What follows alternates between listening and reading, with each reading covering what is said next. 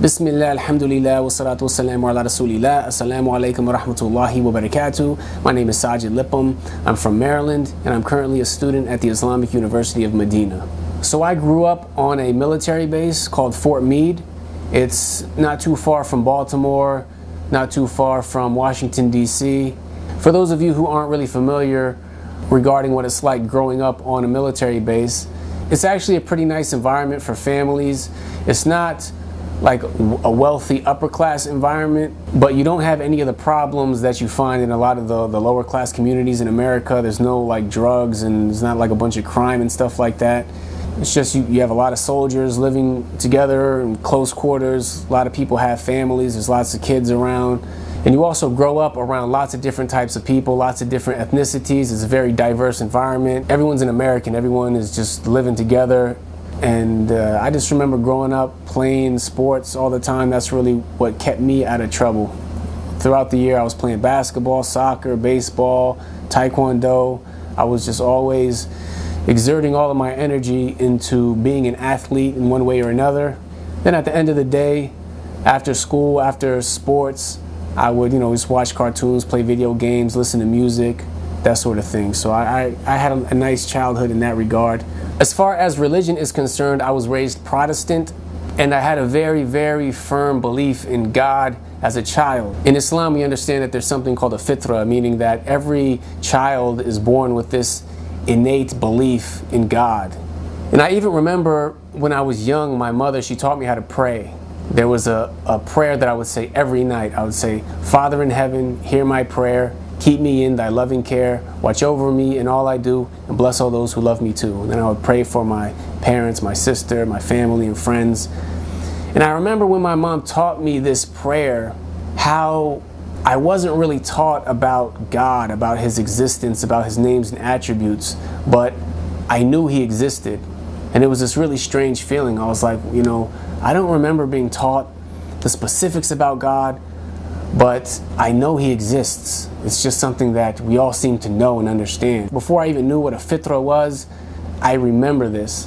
And I remember how natural it was for me to understand certain facts about the Creator, about how he was above us, about how he was beyond our comprehension. He was all-knowing, all-powerful. I remember just knowing these things without even being taught them. And throughout my childhood, I always prayed to God. I believed in God. And this was just sort of something that was natural for me growing up. Now, of course, as I got older, I got more mature. I had more complex questions. So I remember one day I asked the question, I asked about Jesus. We'd always hear about Jesus, about him being the Son of God. But at the same time, we were all God's children. So I never worshiped Jesus. I never prayed to Jesus. I always sort of felt like he was this prophetic figure. But as I got older, I wanted to understand more in depth. So I remember asking, what is this situation with Jesus and the Trinity and God and the Son of God? And I was told that, well, Jesus is the Son of God. He died on the cross for your sins. If you believe in him, then you will go to heaven in the hereafter. So that night, as I was going to bed and I said my prayers, I remember saying to God, I believe in Jesus. I believe he died for my sins. Please enter me into heaven. And it felt kind of weird, but I wasn't really one at that point to question, my authority figures, the people older than me, my parents and stuff like that. I trusted their judgment, and I thought, okay, well, I guess that's it. I'm going to heaven. So around this time, I'm getting older. You start going through adolescence, and I did have like a children's Bible. I remember sort of reading through it. It was just very sort of confusing, unclear. And now that I believe that I was going to heaven, that Jesus died for my sins, it was just more about, okay, now try to just sort of enjoy your life, live your life. And I think the end of my childhood, when I started becoming a man, I started growing up, was when the transition from elementary school to middle school. That period of my life was a huge change. And it was right around the time that I had this concept in my head that, Jesus died for my sins, I'm going to heaven. So rather than try to get my values about who I should follow, how I should act from God or from a religion, I looked to just the world around me. Back then, just like today, a lot of the youth, they look up to musicians, to rappers, to celebrities, because they appear to be the successful ones, the people who the world love, the people who are rich, who are successful. That's sort of not only who I looked up to, but all of us, all of the youth, all of my friends and peers, we all seem to look up to these musicians and these celebrities regarding how to dress, how to speak, what's cool, what's right and wrong. We sort of looked up to them. They were sort of our role models. Around that time when people are going through puberty, people mature at different rates. I was still this short, skinny guy with like a high-pitched voice, and then I had some classmates who were like twice my size with beards, and they were like grown men. And I was like, man, some of these guys, they could probably kill me with their bare hands if they wanted to. So it was like a very intimidating environment to be in. And very early on, I learned a very valuable lesson. It really changed the course of my middle school experience. One day, I want to say it was probably like within the first couple weeks of school, I went to the bathroom. And when I went to the bathroom, there were these two guys fighting each other. They were really going at it. One of the guys was like really big, and the other guy, he was small, but he was strong, and he was really holding his own. And I remember going in there and seeing them fight, and I just ran out of there. I didn't want to get involved in that at all. So when I got back to the classroom, I was sort of shooken up by what I saw, and I told whoever was sitting next to me, I was like, so-and-so was fighting in the bathroom, and it looked like, such and such was getting beat up by the other guy, and they were going at it and this and that. And when I said this, the guy who I said was getting like beat up, I don't know why I said that. I guess I was embellishing a little bit, but his girlfriend heard me say that. She was like sitting behind me or something like that. So later that day at lunch, I was sitting at lunch. I had some friends that I knew from sports, from basketball teammates and stuff like that. So I was sitting with them, and this guy came up to our table with his girlfriend, and his girlfriend was like, "That's him. That's the guy. He was talking about you." So this guy, he like squared up with me, and he like was ready to fight, and he was like, "Hey, I heard you were talking about me." And I was shook. I was shocked. I was like looking down like, "Nah, man, I wasn't talking about you. I don't know you, man." He's like, "Yo, you better not be talking about me," and this and that. I was like, "Nah, man, I don't know you, man. I wasn't talking about you." And I had some friends with me at that table who had my back, and one dude in particular, he was a tough guy. He wasn't somebody to mess around with, and he started yelling at this guy who was basically trying to fight me. He was like, "Man, get out of here, blah blah blah." They were cussing at each other, yelling at each other, and basically the guy, he proved his point. He came up to me. He was like, "Don't talk about me." My friend sort of proved a point that, "Hey, man, you're not going to be laying any finger on anybody at this table. You better get out of here."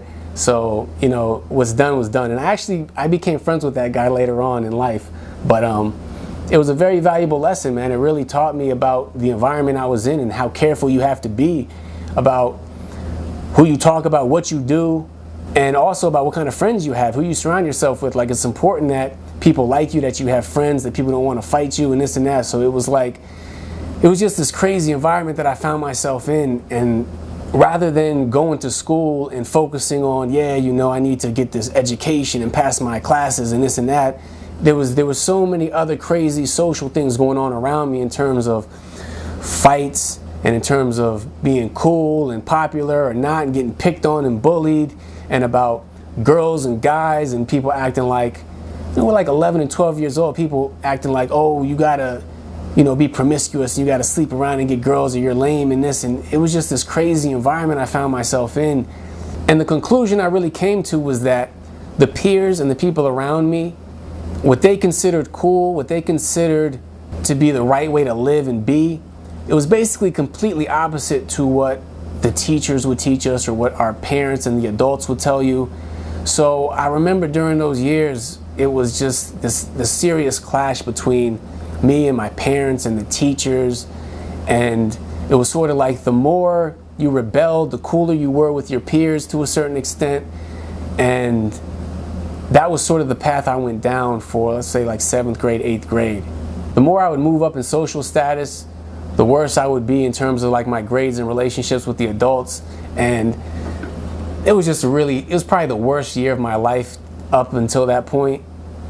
And At the end of it, at the end of like my 8th grade, I was pretty much jaded. I was like, man, this is all fake. Everyone's fake. This whole trying to be popular, and the teachers and the students and the this and the that, it's all just lame. I was just over it by that point. So around this time, going into high school, I rather than trying to be influenced by what was popular or what my peers said was cool, or even the adults, what they were trying to say is right or wrong, I really turned to music, and that sort of became my spiritual outlet.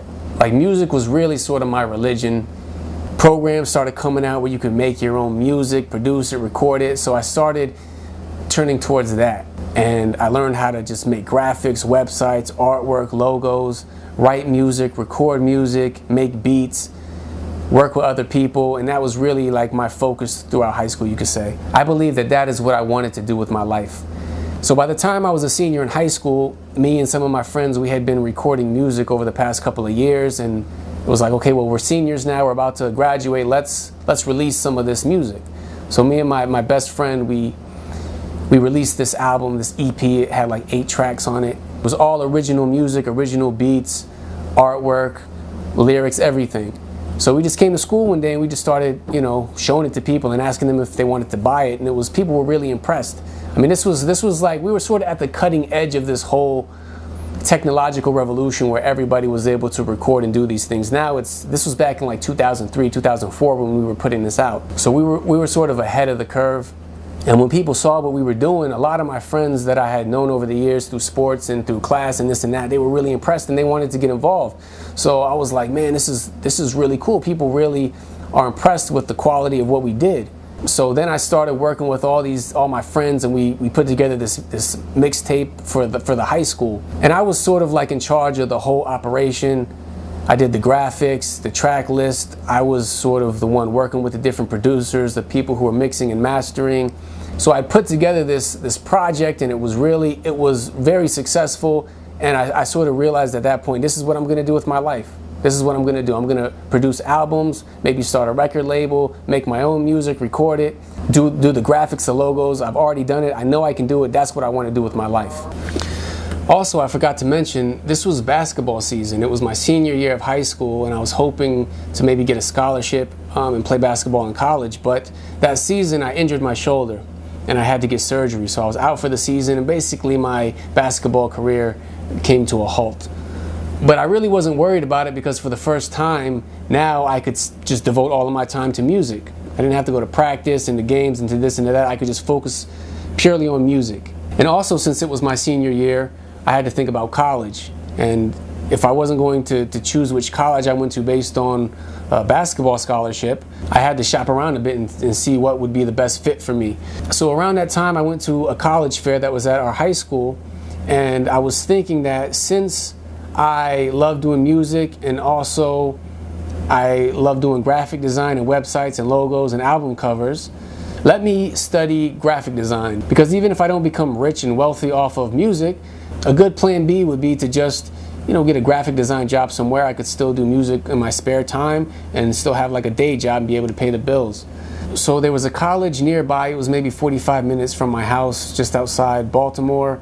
And they had a really nice art program, and I went and I checked out their campus. I really liked it. They had these brand new dorms, and I was like, man, I want to go here. And I remember at the time, like, my uncles and everyone was telling me, like, college is the best years of your life. You have that freedom. You're around all your friends. You get to just have fun. And then after that, it's like, okay, you have to be a mature adult and get a job and raise a family and this and that. So I was really looking forward to college. So by the end of the summer, by the time I was starting college, I basically had a record label at that point with different artists. We produced an album, so I was going into college with this new album I produced. And basically, I'd say by the end of my first year at college, I basically felt like at that point, I had sort of experienced everything that I had been chasing in life. I already made several albums. I was on my own at the dorms at college, being able to do whatever I wanted to do. And I just started thinking, like, all right, so is this life? Is this what it's all about? You just making music, just trying to have fun, party, hang out with people, do this and that. Is this what the rest of my life is supposed to entail? And around that same time, my grandfather was dying of cancer. And I saw the way that that really devastated my father. And I saw my grandfather on his deathbed, and just going through that whole experience, being confronted with death, realizing that our lives are going to come to an end for sure. Seeing my parents getting older, knowing that I was getting older, I finally just confronted this question that I hadn't thought about since I was maybe in elementary school. And that question was, what's the meaning of life? What's the point? Why do we exist? How do we exist? What happens when we die? Because when I was young, it was sufficient to just say, believe in Jesus, you'll go to heaven. And then I could just chase my desires. But as I got older, I got tired of chasing my desires. And I also started to realize that, this whole Christianity thing, this whole Jesus died for your sins thing, people don't really believe it. Throughout my childhood and as I got older, America in particular really got further and further and further away from religion. And just seeing how people reacted to death, if they really believed that people were going to heaven, why are you so miserable when someone dies? Like, I understand you're going to miss them, but if you really believe that they're in paradise now, you should be happy for them. And also, being in an environment like college, I was realizing that a lot of my professors, the people who were supposed to be the intellectuals, a lot of them didn't believe in God. And I know this because, for example, I was taking art history classes, and a lot of historical art was religious. And I had a teacher who would say very blasphemous things, sort of mock religious figures. And I also had other teachers who would say blasphemous things that basically negated Christian belief. I also worked as a secretary for one of the heads of the department. So I would overhear some of the conversations some of the professors would have, and I heard people saying stuff like, religion, it's just an opiate of the masses. And I was like, man, nobody really believes this. What is life all about? And I just became obsessed with this question. I became completely obsessed. Like, all right, I don't believe in Christianity anymore. I don't believe that you can just chase your desires and be happy. What is the meaning of life? What's this really all about? And as I became obsessed with this question, I would ask people around me, and I realized that, man, people don't know the answer to this question. People don't even want to talk about this question. It was really this sort of weird state I found myself in of confusion and just being appalled that how are we all living in this world and we don't even know what it's all about. So I'll say for the next couple of years, I couldn't think about anything else. I was just obsessed. I was like, all right, well, let me see what these intellectuals have to say about life. So I was studying, atheism, philosophy, history, science, and I would just realize, man, these people, it's just conjecture. These are just human beings trying to think about life, and they just come to their conclusions. There's no real set answer to this. There's no real factual, for sure, answer to this question from these people. So after I felt like I exhausted looking into the human conjecture aspect of why we're here, how we got here, what happens when we die, I wanted to look into some of the more spiritual traditions, Hinduism, Buddhism, and these sorts of things. They also just appeared to me like they were just sort of human conjectures. They didn't really have proof for what they believed. And I was getting really deep into my own head, my own thoughts, just trying to think for myself, trying to just figure things out. And then after going through all of this for months and months, one night it just hit me. I just remembered my fitra. I remembered when I was young how natural and how sure I was that God existed. I remembered that feeling I had. And it sort of started to come back to me. This sort of innate understanding that there is a creator. There's one God who created us, who's all-knowing, who knows what's going on. And I wanted to explore that again. I was like, let me look into that. So I wanted to go back into my Christian roots. I went and I bought a Bible, the King James Version. I started listening to Bible radio. I downloaded like an audiobook of the entire Bible. I was listening to Bible study, and I started signing up for classes in college to study the New Testament, comparative religion. And I wanted to really focus on on the Bible and about this feeling I had, this intuition I had of there being one true God. And I wanted to know if this God communicated with us. So the next semester at school, I was taking this New Testament class, and it was taught by an actual preacher. And anyone who's really tried studying the Bible, it's pretty confusing. It's not really easy to read. It's not really easy to understand. It's a huge book. There's lots of stuff that's just sort of hard to understand. So although I was doing a lot of studying, things were still very unclear to me. But there was one thing in particular about this class that I took in college that blew me away. And that was when we were studying how the Bible was compiled. When my teacher was telling us about how human beings came together after so many years and started trying to decide and decipher what would go into the gospel, the New Testament, I was shocked. There was no way I could believe that this was the preserved word of God. I had no idea about how it was translated and passed down, and about how people came together to try to decide what would be put in the Bible. And I just knew that this couldn't be looked at as the precise, exact word of God. I knew that that wasn't the case. So when I started looking deeper into the New Testament, the Old Testament, I started to think, I can have faith in the idea that these scriptures and these things were revealed to prophets, and that some of these stories did in fact happen. However, I can't decipher what is true and what is false, what has been truly preserved and passed down factually versus what has been changed and lost. So around this time, I really just started to understand why Christianity was such a faith-based religion, why so much of it was just based on just having faith and the importance of having faith. Because that aspect of factual proof was lacking. And at that point in my life, it wasn't that I had any sort of preference regarding a particular religion or philosophy. I was very objective about trying to find the truth. If atheism was correct, I was ready to be an atheist. If Buddhism was correct, I was ready to be a Buddhist.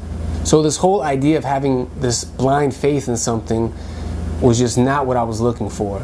However, I did feel like, okay, perhaps this is all there is. Perhaps God did communicate with people in the past, and we just lost their scriptures. We can't really decipher what's true and what's not. So I was sort of stuck in between Judaism, Christianity, and agnosticism. I believed that there was a God. I felt like that made the most sense, and that it was just part of human intuition to know this. But the specifics about what he wants from us, what's right and wrong, what happens when we die, communicating with him, what happened in the past, I felt like all of that was sort of unknown to a large extent.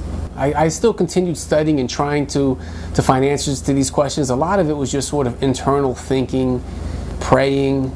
It's very easy to become sort of manic in that sort of situation, like looking at coincidences that are happening in your life and just really just trying to make sense of things and figure things out without there being a real clear-cut answer. So one night, as usual, I was thinking about these things. I was trying to study the Bible, and it hit me. I realized I never in my life read the Quran. I never really considered Islam. And the reason was because when I was in high school, 9/11 happened. And when 9/11 happened, it really changed America forever. It changed much of the world. When that event took place, I remember we got let out of school early. I remember it was all over the news. They kept showing the buildings falling. And just nothing was the same after that. Like I said, I grew up on Fort Meade, and you used to just be able to come and go on Fort Meade as you pleased. But right after 9/11 happened, they built these gates. They had armed guards there. When you would try to enter, for example, we would try to go to school like normal. They'd stop and pop our trunk and search our car. Of course, now when you went to the airport, they would search everything, and it's just like everything changed after that. Especially coming from that military background, a lot of our friends and family were now going to war, and it was just a really intense, crazy time. And during that time, I went to a website and it was saying, you know, here are some quotes from the Quran. They want to kill us. Anyone who's not a Muslim, they want to take over the world. So I just wrote off Islam after that. I didn't personally know any Muslims. No one ever approached me to talk to me about Islam. So from that point on, from the time I was in high school until that moment, to me it was just common sense that Islam was this terrorist religion of lunatics. But that night I realized, you know what? I never read the Quran, and I know it can't just be this terrorist religion, because when I was young, I remember seeing Kareem Abdul-Jabbar on TV, and I asked my dad, I said, Dad, what kind of name is that, Kareem Abdul-Jabbar? And he told me that that's a Muslim name. He's a Muslim. And also there was Muhammad Ali. I knew Muhammad Ali was a Muslim. These are American heroes. And they weren't terrorists, but they were Muslim. So I was like, okay, it can't just be as simple as they're all terrorists. There are Muslims who they just believe in it legitimately as a religion. So let me go read the Quran. So as soon as that thought entered into my mind, I went to the computer, I typed in Quran in Google, and I clicked the link, and I immediately started reading the Quran in English translation. So I clicked on Al-Fatiha, the opener, and I noticed that they had 3 translations for every verse. So I knew that there must have been an original language that this was being translated from, because they had 3 translations for every verse. And as soon as I started reading this book, I knew that this was from the Creator. In the name of God, the compassionate, the merciful, all praises for Allah, Lord of the worlds, Master of the Day of Judgment. I went to Surah Al-Baqarah, the next chapter. This is the book. In it is no doubt guidance for those who believe in Allah. And I got chills. I knew, as clear as day, as clear as the sun is bright, I knew this was from God. This was from the Creator. This was what I had been looking for all these years. I knew for a fact, there was no doubt in my mind whatsoever. Because having spent all those years searching, reading different books, hearing different people explain philosophies and conjectures and stories and scriptures, I knew that this was not from a human being. There's no way a human being came up with this. There was no doubt in my mind this was the truth, that God did give us a scripture. He did preserve it. He did send guidance to us. And not only that, but the more I read it, I realized that it was confirming all those intuitions I had. It was reaffirming my fitrah, telling us about God, there being one God, Him sending the prophets, the day of judgment, the hereafter, talking about Adam, Moses, Abraham, Jesus, all these different things. Everything that I had intuitively believed in, even the things after studying Judaism and Christianity that I felt were true, however they were lost, I found them confirmed in the Quran. And I was obviously I was never the same again after that. I was so ecstatic that God did actually send us guidance. Because up until that point, after everything I'd been through, I thought we were just here in this world to just sort of try to figure things out ourselves, not really knowing for certain. No, God sent us guidance and He preserved it. And it's clear as day that this is from Him. No human being could have written this. So from that point on, I was just all day, every day, reading the Quran. I downloaded an audiobook of the Quran. I'd listen to it in the car. And that was it. I was a Muslim. I knew that this was the truth. And it was so clear to me that I really felt, I sincerely believed at that time, that if I gave other people the Quran, that they would see that it was clearly from God. I knew that all these people around me, my friends and family and neighbors and classmates, they never read this book. They don't really know about Islam. I'm going to give them copies of the Quran, they're going to read it, and they're going to realize that this is the truth from the Creator. And that was sort of where I was at that time. Instantly, I felt like it was incumbent upon me to give da'wah and to invite other people to Islam. Because Allah guided me, and I knew the situation that these other people were in because I came from the same background as them. I grew up in the same environment as them. And I felt like if I didn't share this message with them, I would be held accountable in the hereafter. So immediately I started trying to give people copies of the Quran. And of course, anyone who's tried to give da'wah before, you understand that Allah guides whom He pleases. So that was a hard pill to swallow. In that as I was calling friends and family and people to Islam, they weren't seeing in it what I saw in it. But the point is that I knew, there was no doubt in my mind, the Quran was from the Creator. And at that point on, from that point until this day, I've just been consistently trying to learn more and more about Islam. I went and I actually started meeting Muslims, realizing that there are mosques all over Maryland, that there are other people who have had similar experiences to me. I applied to the Islamic University of Medina. I was accepted. To give you an idea of the time frame, the day that I really publicly sort of announced to the world, in a sense, that I was a Muslim, it was August 1st, 2008. That was when I gave up music. I announced to everyone who I'd been working with for all these years and stuff. I was like, look, I'm giving up music.